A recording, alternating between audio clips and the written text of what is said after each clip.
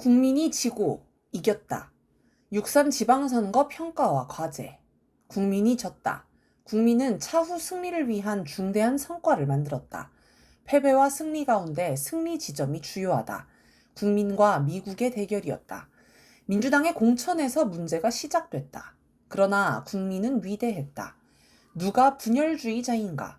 문재인을 역적으로 규정해야 한다. 승리를 위한 과제. 국민이 졌다. 우리 국민은 내란 청산을 기치로 내걸고 이번 6.3 지방선거에 임했습니다. 그러나 투표 결과 한동훈과 국힘당, 즉 내란 세력이 재기의 발판을 마련했습니다. 국민이 목표한 바를 이루지 못해 선거에서 졌습니다. 선거에서 내란 세력을 청산했다고 하려면 한동훈과 국힘당이 대부분 낙선에 괴멸되었어야 합니다. 국힘당은 대구 경북에서나 겨우 당선됐어야 합니다. 이게 불가능해 보이는 목표도 아니었습니다. 선거 전만 해도 경북을 제외한 나머지 지역에서 내란 세력 전멸이 충분히 가능했습니다.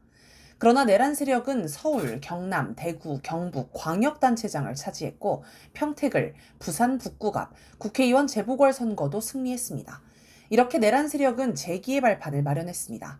게다가 내란 세력의 국회의원 숫자가 더 늘어났습니다. 민주당 의석은 4석 줄고 국힘당 의석은 한동훈까지 포함하면 4석이 늘었습니다. 이처럼 국민의 내란 청산 목표는 달성하지 못했고 내란 세력에게 재기의 기회를 열어준 어두운 결과가 나왔습니다. 패배의 요인으로 몇 가지 꼽을 수 있습니다. 첫째는 이재명 대통령의 실책이 있습니다. 우선 검찰개혁에서 후퇴하는 바람에 민주진영 내 분열주의자들에게 바로할 빌미를 주었습니다. 또 민주당이 선거 직전 윤석열 정권 조작기소 특별검사법을 발의한 것도 패착이 됐습니다. 이 특검법에는 특검에 공소 취소 권한을 주는 조항이 있는데 내란 세력이 이를 물고 늘어지면서 공소 취소 특검이라고 공격한 것입니다. 유리한 쟁점이 없어서 참패 위기에 물렸던 내란 세력의 손에 선거 기간 내내 휘두를 수 있는 무기를 쥐어준 꼴이었습니다. 그런데 이 특검법을 주도한 이들은 친명 세력입니다. 아마 이 대통령의 의중이 있었을 것입니다. 물론 특검법 자체는 문제가 없습니다. 그러나 촛불 국민이 요구한 것처럼 초기에 바로 하지 않고 선거를 앞두고 하니 공격의 빌미가 된 것입니다. 둘째는 조국혁신당의 조국 전 대표를 필두로 한 분열주의자들이 문제였습니다. 이들이 선거판을 이재명 민주당 정부 내부 분열과 대결로 몰고 가면서 내란 청산을 덮어버리고 내란 세력이 바로할 여건을 마련해줬습니다. 셋째는 내란 척결의 가장 강력한 무기이자 절대적 책임자를 자임한 광장이 선거 전국에서 소수화된 것이 한계였습니다. 선거 기간에도 촛불광장이 활활 타오르면서 내란 척결의 사회적 분위기를 지켜냈다면 패배를 막을 수 있었을 것입니다. 국민은 차후 승리를 위한 중대한 성과를 만들었다. 이번 선거에서 낙선한 주요 인물로 조국 평택을 국회의원 후보, 정원호 서울시장 후보, 김부겸 대구시장 후보, 김경수 경남지사 후보를 꼽을 수 있습니다. 이들은 모두 분열주의자입니다. 이들이 모두 낙선한 것은 분열주의 세력의 힘이 약해지고 거점이 사라졌다는 것을 뜻합니다. 앞으로 이재명 민주당 정부가 내부 분열을 딛고 전열을 재정비하기에 유리한 형국이 되었습니다. 이것은 중요한 성과입니다. 분열주의자들 가운데 핵심은 조국과 정원호입니다. 이 부분은 뒤에서 더 자세히 설명하겠습니다. 만약 이들이 당선되었다면 이재명 민주당 정부 내에서 분열 행각을 극대화하면서 촛불 항쟁으로 탄생한 정부를 무력화하려 했을 것입니다. 이들의 낙선은 참으로 다행입니다. 패배와 승리 가운데 승리 지점이 주요하다. 이처럼 우리 국민은 6.3 지방선거에서 진 지점도 있고 이긴 지점도 있습니다. 이 중에서 더 주요한 것은 이긴 지점입니다. 국민이 진 지점, 즉 내란 세력이 재기의 발판을 마련한 건 자력으로 이룬 게 아닙니다. 분열주의자들이 난동을 일으켜 이재명 민주당 정부 안에서 대립이 격화하면서 어부지리를 얻은 것입니다. 따라서 이재명 민주당 정부 내의 분열주의 세력을 제거하는 게 더 중요하고 주된 의미를 갖습니다. 분열주의 세력을 제거했기 때문에 앞으로 내란 세력을 다시 진압할 수 있는 조건이 갖춰졌다고 할 수 있습니다. 국민과 미국의 대결이었다. 한국 정치에 깊숙이 개입해온 미국은 우리 국민의 투쟁으로 위기에 몰릴 때마다 자기가 키운 세력을 동원해 판세를 엎으려 했습니다. 이번에도 내란 세력이 괴멸의 위기에 처하자 오랫동안 준비된 분열주의 세력이 총동원됐습니다.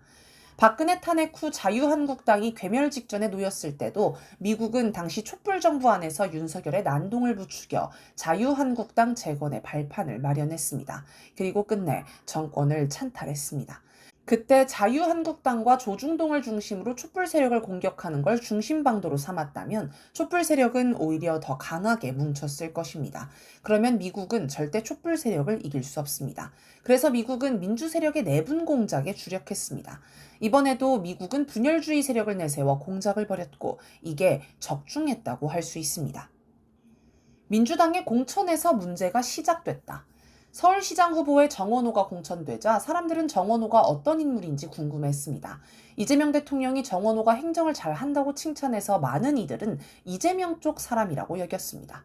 그런데 4월 24일 수제화 아지오 성수점 개점식에 정원호가 등장하자 사람들은 깜짝 놀랐습니다. 아지오는 청각장애인이 만든 수제화 브랜드인데 2012년 9월 문재인 당시 민주당 대선 후보가 아지오 신발을 구매하면서 유명해졌습니다. 이날 행사도 유시민, 정청래, 탁현민 등 친문계 인사들이 대거 모여 눈길을 끌었습니다. 정원호가 친문계 인사들과 사이좋게 서서 발을 내밀며 찍은 홍보사진이 온라인상에 돌면서 사람들은 정원호가 친명이 아니라 친문 아니냐는 의혹을 품게 됐습니다. 이후 정원호가 친문 인사인 이인영을 상임선대위원장으로 영입하면서 사람들은 속았다. 정원호는 친문이었다며 탄식했습니다. 문제는 이 대통령이 정원호를 작년 말부터 콕 집어서 키웠다는 점입니다. 이 대통령이 사람을 잘못 본 게 결정적 패착이라 할 수 있습니다. 이 대통령은 뒤늦게 잘못을 깨닫고 박주민에 힘을 실어주었지만 이미 끓어오른 분위기를 뒤집기에는 역부족이었습니다. 만약 이번에 박주민이 서울시장 후보였다면 내란 청산 명분도 살리고 선거에서 승리할 수도 있었을 것입니다. 정치적 사이다가 빠진 일잘러론이 얼마나 허망하고 위험한지 이번 선거에서 확실히 검증됐습니다. 평택을 선거도 공천이 문제였습니다. 민주당에서는 김용 전 민주연구원 부원장과 김용남 전 의원이 후보의 물망에 오른 상태였습니다. 여기서 중요한 건 조국을 이기는 후보를 냈어야 한다는 점입니다. 만약 김용을 공천했다면 아마 당선되었을 것입니다. 그러나 정청래 대표가 조국을 당선시키기 위해 머리를 굴리다가 국힘당이 당선되는 사태를 빚은 것으로 보입니다. 실제로 정청래는 김용남 후보를 거의 도와주지 않아 비판받기도 했습니다. 이처럼 서울도 평택을도 공천을 잘못하는 바람에 이길 수 있는 선거에서 졌습니다. 더 중요한 건 공천 문제가 국민이 승리하느냐, 패배하느냐를 가르는 결정적 요인이 됐다는 점입니다. 만약 정원호가 당선됐다면 국힘당을 패배시킬 수는 있지만 분열주의가 살아납니다.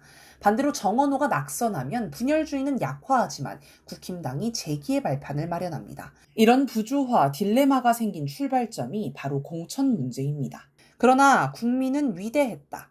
신기하게도 우리 국민은 수박을 정확히 가려보고 모조리 떨어뜨렸습니다. 낙선자들을 두고 개별 후보들의 선거운동 방식에서 원인을 찾는 분석도 있습니다. 하지만 추미애 경기도지사 후보는 선거운동을 제대로 하지 않았지만 당선됐습니다. 중요한 건 개혁 사이다인가 수박인가 하는 점입니다.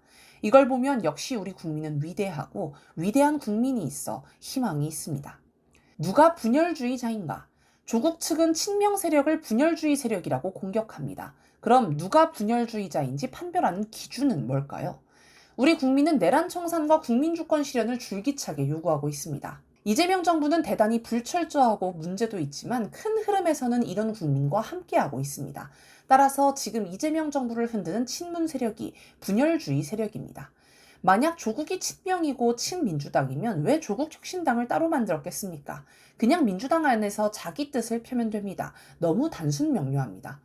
이재명 정부 들어 코스피가 5천을 돌파하자 조국은 2월 9일 조국혁신당 최고위원회의에서 코스피 5천의 온기가 대다수 국민에게 닿지 못했다면 그것은 시장의 실패가 아니라 정치의 실패다라고 지적했습니다.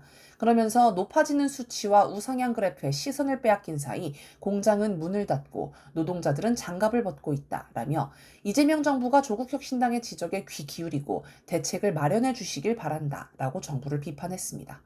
물론 조국의 발언 자체는 맞는 말입니다. 그런데 선거를 앞둔 5월 6일 코스피가 7천을 돌파하자 자신의 페이스북에 정부가 출범한 지 337일 만에 쾌거, 이재명 대통령의 과단성과 기업, 국민의 노력 덕분이라면서 이재명 대통령께 감사드린다라고 썼습니다. 어떤 게 진심일까요? 쉽게 판단할 수 있을 것입니다. 하나 더. 이번 선거를 앞두고 부정선거론을 설파한 세력이 있습니다. 모스탄을 필두로 한 미국, 전한길, 황교안, 장동혁, 그리고 조국입니다. 조국 후보 선대위가 선거감시 활동을 한다며 부정선거감시단을 만들자 일각에서는 황교안의 한미 부정선거 조사단을 따라하느냐는 지적이 나왔습니다. 보통 정당이나 선대위는 불법 선거운동을 감시하기 위해 공명선거본부, 클린선거감시단 같은 명칭을 쓰는데 왜 부정선거라는 표현을 썼는지 의아합니다. 뭔가 느낌이 오지 않나요? 문재인을 역적으로 규정해야 한다. 문재인은 임기 말 기준 역대 가장 높은 40%대 지지율을 유지하며 퇴임했습니다. 그래서 유일하게 레임덕, 권력 누수 없는 대통령이었다고 자랑합니다. 마지막 퇴근길에서는 여러분, 제가 성공한 대통령이었습니까? 라고 물으며 다시 출마할까요? 라는 무서운 농담도 던졌습니다. 자고자대가 심한 인물입니다. 친문 세력도 자기들이 최고인 줄 알고 권력을 다시 차지하려고 투쟁을 벌입니다. 문재인은 역적입니다. 2018년 그 좋았던 남북관계 개선의 기회를 미국의 연장된 팔 역할을 하며 걷어차버렸습니다. 이런 기회는 아마 다시는 찾아오지 않을 것입니다. 민족사에 씻을 수 없는 엄청난 역적죄를 저질렀습니다. 또 윤석열을 키워줘서 박근혜 탄핵 촛불의 성과를 말아먹었습니다. 민주주의 역사에 씻을 수 없는 대역죄를 저질렀습니다. 또 집값을 폭등시켜 2030 세대를 보수화시켰습니다. 이들 세대의 뇌리에 민주당은 무능과 배신의 상징으로 깊숙이 새겨졌습니다. 게다가 이런 통탄할 역적죄를 저지르고도 국민 앞에 제대로 사죄와 반성을 하지 않았습니다. 오로지 남 탓으로 일관하면서 아직도 자기들이 잘했고 국민의 지지를 받는다는 환상 속에 살고 있습니다. 그러면서 민주당을 장악하기 위한 권력투쟁에 집착합니다. 더 늦기 전에 문재인을 역적으로 규정해야 민주진영의 분열을 막을 수 있습니다. 승리를 위한 과제. 자주의 기치를 높이 들고 광장을 키워가야 합니다. 이번 선거는 자주 없이는 민주도 없다는 것을 실감하게 한 선거였습니다. 미국의 내정 간섭과 정치 공작을 끊어내야 합니다. 이를 위해 광장을 계속 키워야 합니다. 한국 역사를 돌아봐도 광장이 없는 선거 승리는 거의 불가능합니다. 국민을 떠받드는 참된 민주정치 역량을 키워야 합니다. 이번 선거에서 민주당의 한계가 극명히 드러났습니다. 그들은 국민을 떠받드는 것보다 자기 권력 향유가 우선인 자들입니다. 그렇다고 지금 진보운동 진영이 국민을 떠받들고 있다고 할 수도 없습니다. 진보운동 진영은 끊임없이 혁신하면서 국민을 하늘로 떠받드는 정치 역량을 꾸준히 키워가야 합니다.